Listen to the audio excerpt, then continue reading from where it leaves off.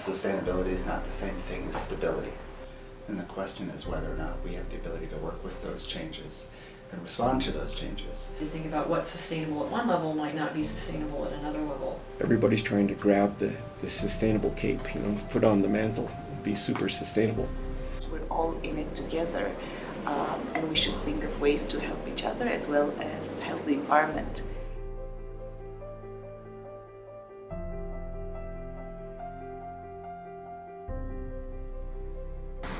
I'm currently in the Edwards School of Business, and most of my work, I think, falls into human resources and organizational behavior. David Natcher, I'm a professor in the Department of Agriculture and Resource Economics. Patricia Farnese, and I'm a professor here in the College of Law. Okay, well, I'm Michael Girdler. I work in the Department of Sociology. My name is Wanda Martin. I'm an assistant professor at the College of Nursing.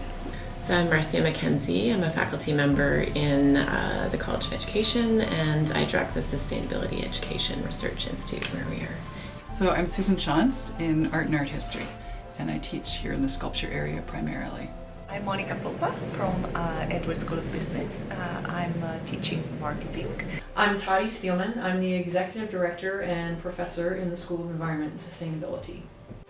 I would define sustainability as a state where people are healthy, where environments are healthy, and where people's relationships with each other and with the environment are just. I get really concerned when I see it being separated out and people talk about social sustainability or financial or in a kind of separated way. I think it's really can be problematic in that you then just sort of do business as usual.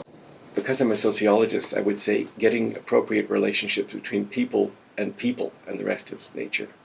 What people do with each other ends up being very, very important to how our relationships with the rest of the planet unfold. I often tell my students that I really like the indigenous concept of all my relations too. And one way environmental sociology is defined sometimes as the study of community in its largest sense, in its broadest sense. I'm not sure how much it applies to my discipline. Usually I think of it having to do with not creating garbage, or kind of living responsibly with utilities and things like that.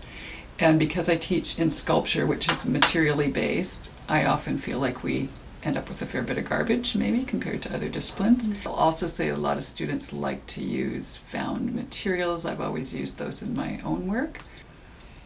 And sometimes artwork will just have this immediate impact, right? That you just get it as one take, as opposed to reading a 5-page article or something about it, or even a short article. It's a different kind of impact that's very immediate. So sustainability in healthcare, it's a lot about the longevity, the connection to things. So how do we actually keep things moving forward to make sure that what we have in the future is not compromised by what we're doing in the present or what we've done in the past. In the institution, how do we actually make sure that the hospitals operate from a sustainable perspective? So there's a lot of things that we can actually improve on so that we have like a healthy healthcare system, which we don't currently have. Sustainability, I think, is a core concept within my research, although it never is stated as such. My research would go into financial decision making. How can we help people spend their money?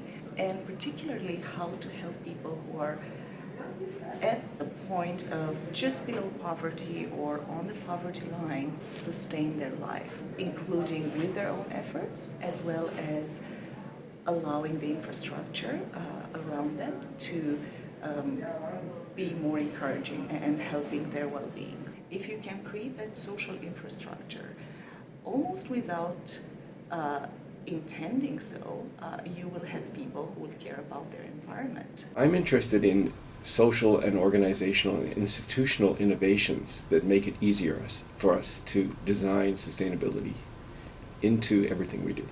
So that's why I study cooperatives. It's not just cooperatives, but we need new arrangements for sharing the burdens and the benefits of sustainable practices on the planet. nurses are often thought of as being in the hospital, but we're actually have a much broader scope. So how do we work with communities to keep them as healthy as possible? So my research right now is on urban agriculture. So I'm helping with the Food Council to develop an urban agriculture action plan. Well, I'm an anthropologist, an ethnographer, I guess. You could just say a storyteller. The core of what I do in my own research is I work in coastal communities and try to figure out what makes communities and regions sustainable or not. We do research around environment, land, place, sustainability. We've looked at how sustainability has been taken up in policy across the country, both at K-12 and post-secondary levels.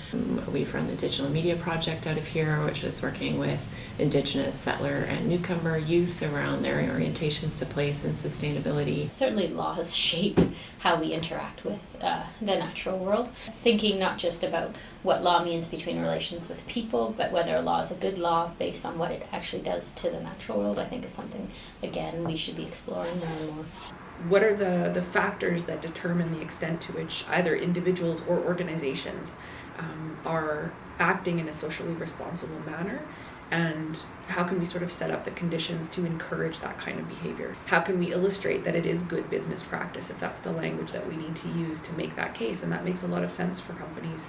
How can we ensure good practices in relation to the community, in relation to the environment? But there's really still a lot of room to study people's attitudes and behaviors towards these types of concepts, as well as things like attitude or behavioral change. For example, what could we do in stores to promote choices that are more sustainable? But people have become accustomed to that idea of, oh, I'm paying, so I'm going to buy only what looks the best without thinking of what impact that might have on our environment. If you're open to those views and you can incorporate them into your own thinking and research or whatever, teaching, I think it's a more complete picture. And so I think what I would like to ask people is, if you're a natural scientist, think about the human communities that are organizing this space, impinging on it, We live in a world of flows. Nothing is purely local and nothing is purely global. So it's really a challenge to think about. And it often means working in a very problem-oriented way. It's much easier for me and my other colleagues from other disciplines to think about sustainability if we are all focused on a real-world problem.